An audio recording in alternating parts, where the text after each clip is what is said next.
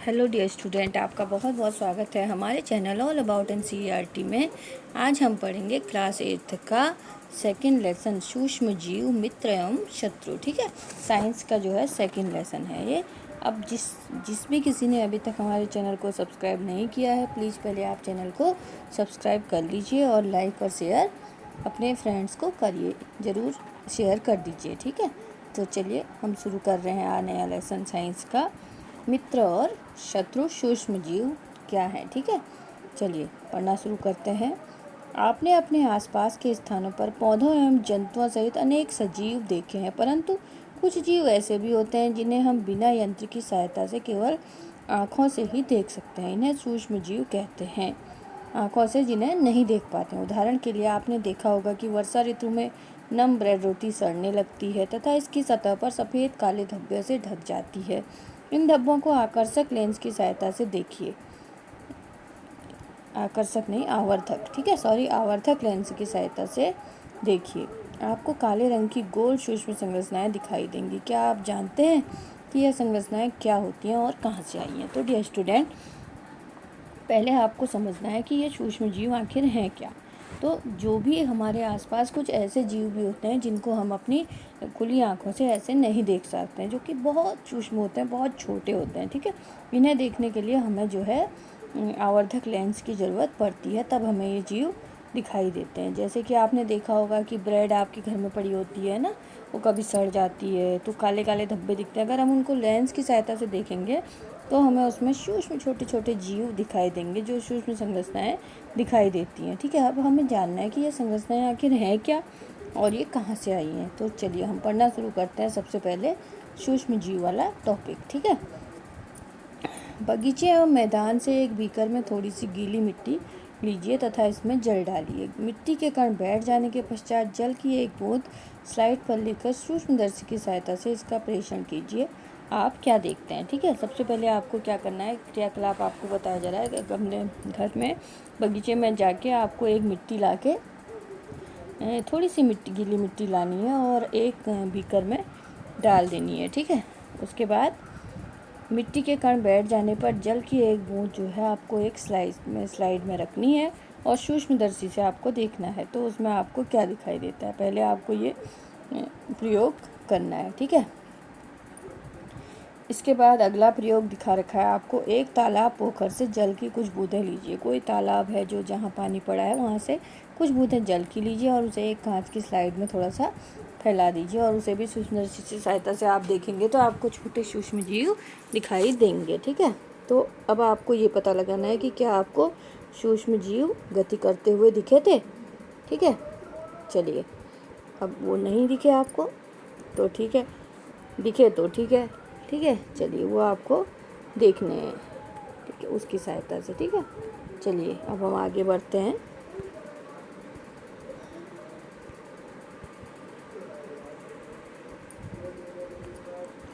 Sorry, कुछ disturbance हो रहा है हमारे। चलिए अब ठीक है। ठीक है,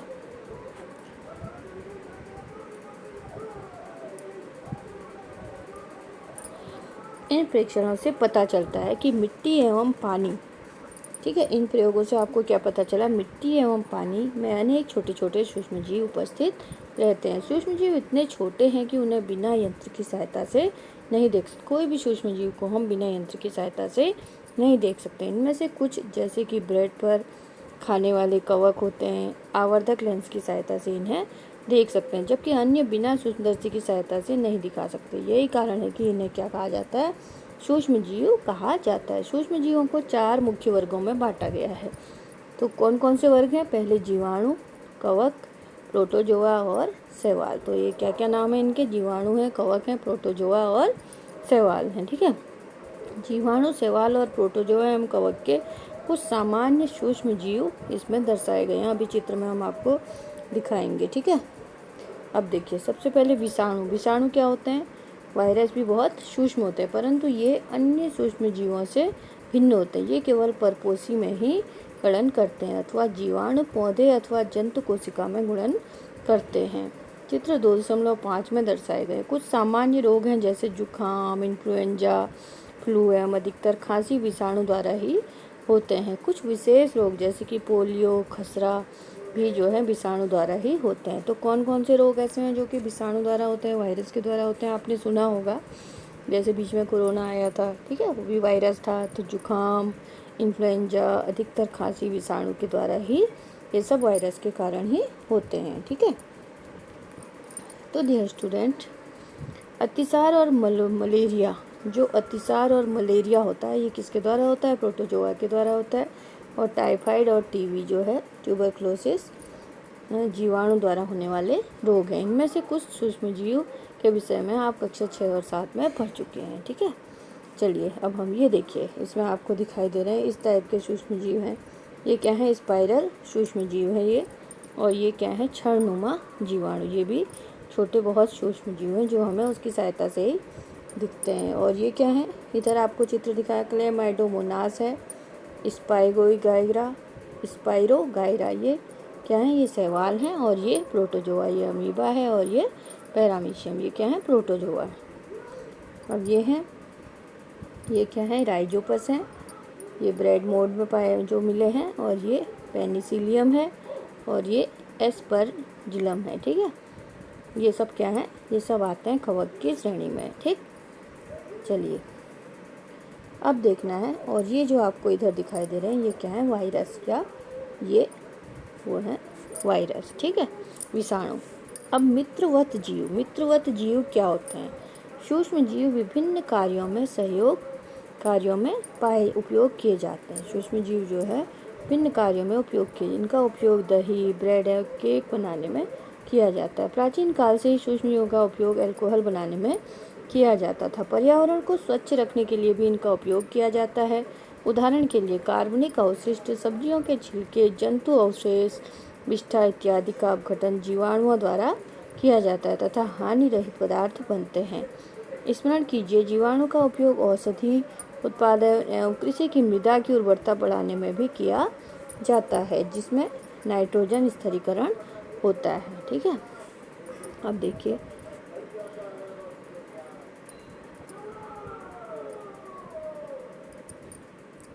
सूक्ष्म जीव कहाँ रहते हैं? सूक्ष्म जीव एक कोशिकीय होते हैं, जैसे जीवाणु, कुछ शैवाल एवं प्रोटोजोआ, अथवा बहुकोशिकीय, जैसे कई शैवाल और कवक। यह बर्फीली, शीत से उष्ण, गर्म स्रोतों तक हर प्रकार की परिस्थिति में जीवित रहते हैं।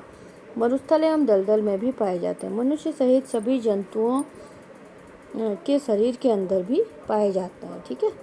मनुष्यों और जंतुओं के शरीर के अंदर भी पाए जाते हैं। कुछ सूक्ष्मजीव दूसरे सजीवों पर आश्रित होते हैं और कुछ स्वतंत्र रूप से भी पाए जाते हैं। अमीबा जैसा सूक्ष्मजीव अकेले रह सकता है, जबकि कवक एवं जीवाणु समूह में रहते हैं, ठीक है। कवक और जीवाणु जो है समूह में पाए जाते हैं और अमीबा जो है स्वतंत्र रूप से सूक्ष्मजीव अकेले रह सकता है, ठीक है। तो हर प्रकार के सूक्ष्मजीव होते हैं, जीवाणु, शैवाल, प्रोटोजोआ, ठीक है, और बहुकोशिकीय जैसे शैवाल और कवक होते हैं, ठीक है। यह बर्फीली, शीत से उष्ण स्रोतों तक हर प्रकार की परिस्थिति में जो है जीवित रह सकते हैं। सूक्ष्मजीव और हम। सूक्ष्मजीवों की हमारे जीवन में महत्वपूर्ण भूमिका है। इनमें से कुछ सूक्ष्मजीव हमारे लिए लाभदायक हैं और कुछ हानिकारक हैं, जो जीवों में रोग के कारक हैं। आइए हम सब इसका विस्तार से अध्ययन करते हैं, ठीक है। तो हमने पहला ये क्या पढ़ा था? मित्रवत सूक्ष्मजीव कौन कौन से हैं, जिससे हम जो कि मित्रवत सूक्ष्मजीव है जो विभिन्न कार्यों में होते हैं, जैसे दही, ब्रेड, केक बनाने में किया जाता है, ठीक है। और कुछ जीव ऐसे होते हैं जो वातावरण को स्वच्छ रखने के लिए, जैसे जो सब्जियों के छिलके, जंतु अवशिष्ट आदि होते हैं, तो ये इनका अपघटन भी जीवाणुओं के द्वारा ही किया जाता है, ठीक है, तथा हानि रहित पदार्थ बनते हैं। जीवाणुओं का उपयोग औषधि उत्पादन के लिए भी किया जाता है। कृषि में जो है मिट्टी की उर्वरता बढ़ाने के लिए भी जीवाणुओं का ही उपयोग किया जाता है, ठीक है। दही और ब्रेड का बनना। अब देखिए, दही और ब्रेड का बनना आप साथ में पढ़ चुके हैं कि जीवाणु दूध को दही में जो है जीवाणु ही परिवर्तित कर देते हैं।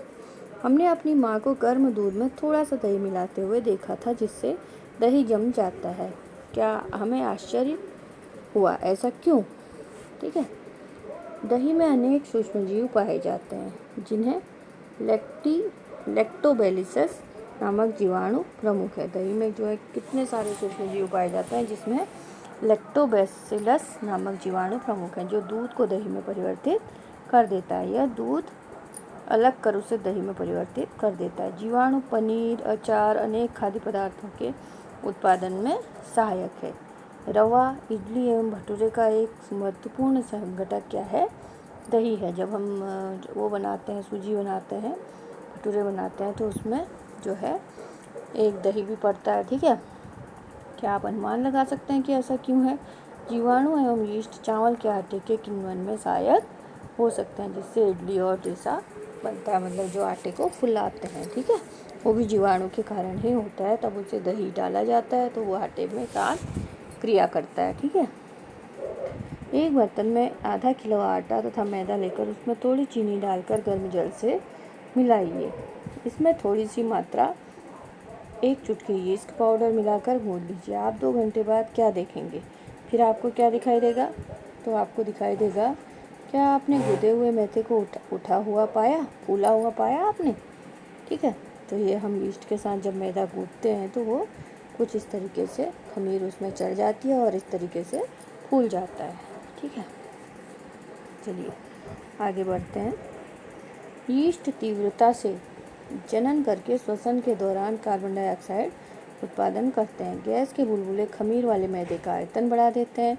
यह बेकिंग उद्योग में यीस्ट के उपयोग का आधार है, जिसमें ब्रेड, पेस्ट्री एवं केक बनाए जाते हैं। ठीक है, सूक्ष्म जीवों का वाणिज्यिक उपयोग। अब सूक्ष्म जीवों का वाणिज्यिक उपयोग किस तरह से किया जाता है? बड़े स्तर पर अल्कोहल, शराब एवं एसिटिक एसिड के उत्पादन में सूक्ष्म जीवों का उपयोग किया जाता है। तो जो अल्कोहल बनती है उसमें भी सूक्ष्म जीवों का उत्पादन बहुत बड़े पैमाने पर किया जाता है। शराब एवं एसिटिक एसिड के उत्पादन में सूक्ष्म जीवों का उपयोग करते हैं। जौ, गेहूँ, चावल एवं फलों के रस में उपस्थित प्राकृतिक शर्करा में यीस्ट द्वारा अल्कोहल एवं शराब का उत्पादन किया जाता है। तो सूक्ष्म जीवों का उपयोग सबसे ज़्यादा मात्रा में किसमें किया जाता है? शराब के उत्पादन में किया जाता है। ठीक है,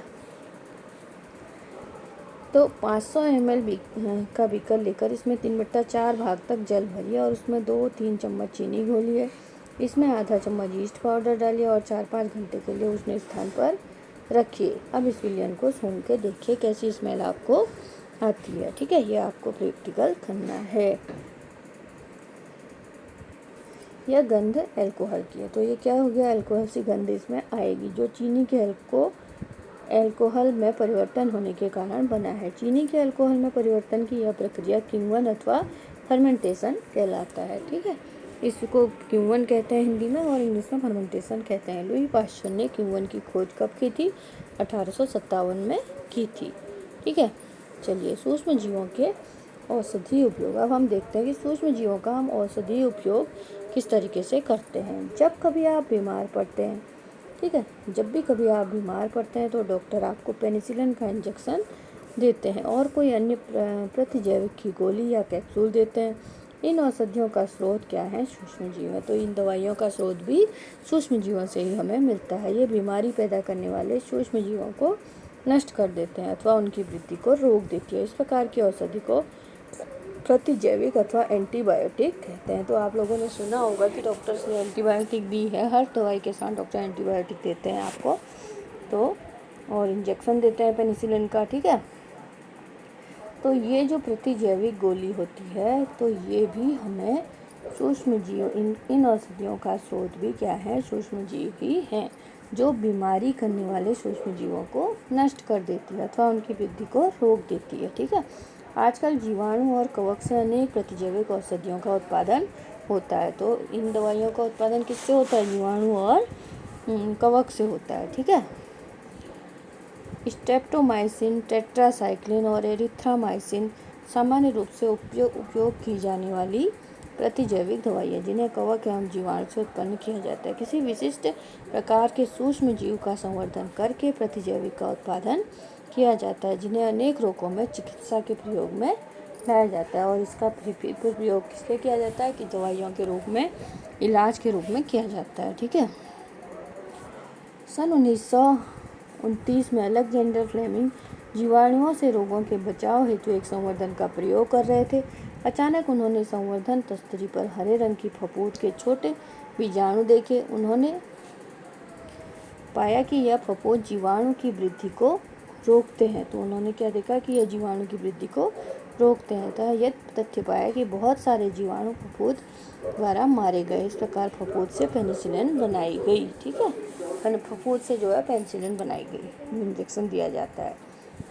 अगला है पशु आहार एवं कुक्कुट आहार में भी प्रतिजैविक मिलाए जाते हैं। अब जो पशुओं को, जो जानवरों को हम खाना देते हैं, आहार देते हैं, उनमें भी जो है प्रतिजैविक का उपयोग किया जाता है, जिसका उपयोग पशुओं में सूक्ष्म जीवों का संचरण रोकना है। इसके द्वारा जो है पशुओं में जो भी सूक्ष्म जीव आते हैं उनको रोकना है। ठीक है, प्रतिजैविक का उपयोग कुछ पौधों के रोग नियंत्रण के लिए भी किया जाता है। और प्रतिजैविक का उपयोग किस लिए भी किया जाता है? जो सूक्ष्म जीव पैदा हो जाते हैं उनका, पौधों के रोगों के लिए भी नियंत्रण के लिए उनका उपयोग किया जाता है। ठीक है, तो डियर स्टूडेंट आगे चलते हैं। हमें यह ध्यान रखना चाहिए कि डॉक्टर की सलाह पर ही प्रतिजैविक दवाइयाँ लेनी चाहिए। कभी भी कोई दवा आपको बिना डॉक्टर के प्रिस्क्रिप्शन के नहीं लेनी चाहिए। जो भी डॉक्टर सलाह देता है तभी आपको प्रतिजैविक दवा लेनी चाहिए।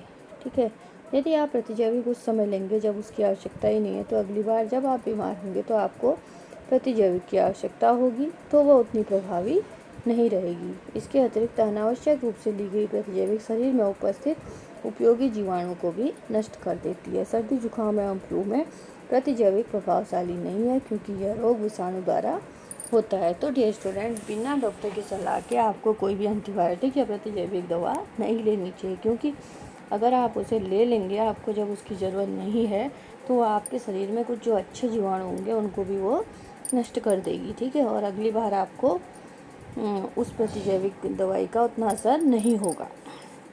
और सर्दी, जुकाम, फ्लू में प्रतिजैविक प्रभावशाली नहीं होते हैं, क्योंकि यह एक विषाणु द्वारा उपलब्ध रोग है। ठीक है, अगला देखिए वैक्सीन आपने सुना होगा, आजकल हर बच्चों को वैक्सीन लगाया जाता है, टीके लगते हैं। जैसे ही बच्चे पैदा होते हैं वैसे ही उन्हें टीके लगना शुरू हो जाते हैं। तो शिशु और बच्चों को आखिर टीका क्यों लगाया जाता है? आपके मन में भी सवाल आया होगा कि आखिर बच्चों को टीका क्यों लगाया जाता है। ठीक है, तो चलिए हम इसके बारे में पढ़ते हैं। जब रोग कारक सूक्ष्म जीव हमारे शरीर में प्रवेश करते हैं, जब कोई भी सूक्ष्म जीव जो रोग उत्पन्न करते हैं हमारे शरीर में प्रवेश करते हैं, तो उनसे लड़ने के लिए हमारा शरीर प्रतिरक्षा उत्पन्न करता है। शरीर को यह भी स्मरण रहता है कि वही सूक्ष्म जीव अगर हमारे शरीर में पुनः प्रवेश करता है तो उससे किस प्रकार लड़ा जाए। यदि मृत अथवा निष्क्रिय सूक्ष्म जीवों को स्वस्थ शरीर के में प्रविष्ट कराया जाए तो शरीर की कोशिकाएं उसी के अनुसार लड़ने में प्रतिरक्षी उत्पन्न करके रोग कारक को नष्ट कर देती है। यदि प्रतिरक्षी हमारे शरीर के लिए सदा बनी रहे तो रोग कारक सूक्ष्म जीव से हमारा सदा के लिए सुरक्षा होती है। इस प्रकार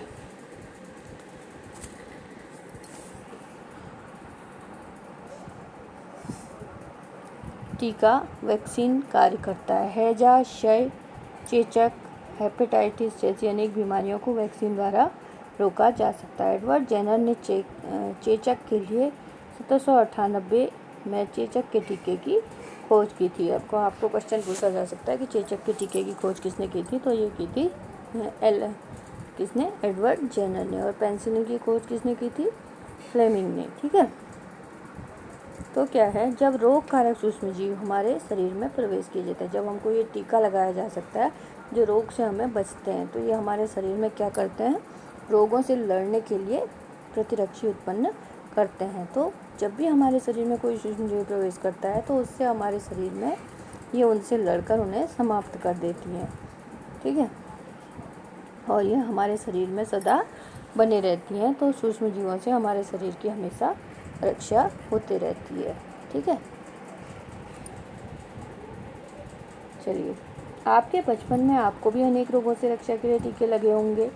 क्या आप इन रोगों की सूची तैयार कर सकते हैं जिन्हें अपने माता पिता की मदद से ले सकते हैं? तो ऑब्वियसली सभी बच्चों को बचपन में टीके लगे होंगे, आप लोगों को भी लगे होंगे, तो आप लोग भी ये कार्य कर सकते हैं। सभी बच्चों को इन रोगों से सुरक्षा की आवश्यकता होती है, तो हर बच्चों को इन रोगों से सुरक्षा के लिए आवश्यक टीके निकट के अस्पताल में उपलब्ध होते हैं। सभी सरकारी अस्पतालों में टीके मिलते हैं।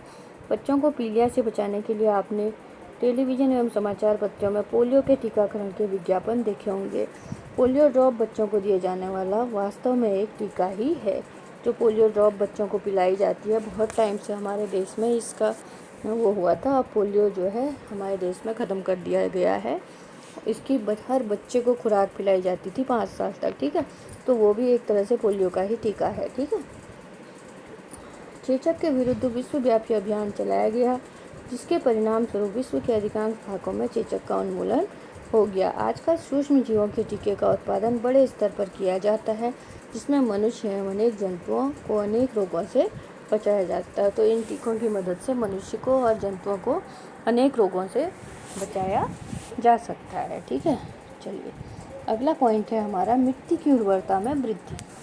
कुछ जीवाणु ऐसे होते हैं नीले हरे शैवाल वायुमंडलीय नाइट्रोजन का स्थिरीकरण कर सकते हैं। इस प्रकार मृदा में नाइट्रोजन का संवर्धन होता है तथा उसकी उर्वरता में वृद्धि होती है। इन्हें सामान्यतः जैविक नाइट्रोजन स्थिरीकरण कहते हैं। तो कुछ जीवाणु जो है नीले हरे शैवाल होते हैं, जो क्या करते हैं वायुमंडल में नाइट्रोजन का स्थिरीकरण कर सकते हैं। ये देखिए इसमें डायग्राम में आपको दिखाया गया है साइनोबैक्टीरिया, ये जो दिखाए गए हैं नीले हरे शैवाल और साइनोबैक्टीरिया, ठीक है, इस टाइप से होते हैं। पर्यावरण का शुद्धिकरण। तो आपने विद्यालय के माली को देखने के पश्चात पहेली और बूझो दूसरे विद्यार्थियों के घरों और बगीचों से पत्तियां एवं फल सब्जियों का कचरा एकत्र करके उसके निपटान के लिए बनाए गए गड्ढों में डाला, ठीक है। कुछ समय पश्चात इसका विघटन होने से यह खाद में परिवर्तित हो। पहेली और बूझो यह जानना चाहते थे कि ऐसा किस प्रकार से हुआ, ये खाद में कैसे परिवर्तित हुआ, जो भी उन्होंने कचरा डाला। तो इसके लिए एक क्रियाकलाप आप ये कर सकते हैं, 2 गमले लेकर प्रत्येक को मिट्टी से आधा भर दीजिए, ए और बी चिन्ह कीजिए उसमें। एक गमले में पौधों का कचरा भर दो तथा बी वाले में पॉलीथीन की थैली, कांच, खाली बोतलें, प्लास्टिक के टूटे खिलौने आदि भर दो। इन दोनों को रख दो और 3-4 सप्ताह बाद आप देख सकते हैं कि क्या होता है, ठीक है। क्या आपको दोनों गमलों की वस्तुओं में कोई अंतर दिखाई देता है? यदि हाँ तो क्या अंतर दिखता है वो आप बताएंगे। गमला ए में पादप अवशिष्ट का अपघटन हो जाता है। तो यह अपघटन कैसे हुआ? सूक्ष्म जीवों द्वारा पादप का अवशिष्ट अपघटन कर उसे खाद में बदल दिया गया। इस प्रक्रिया से बने पोषक पौधों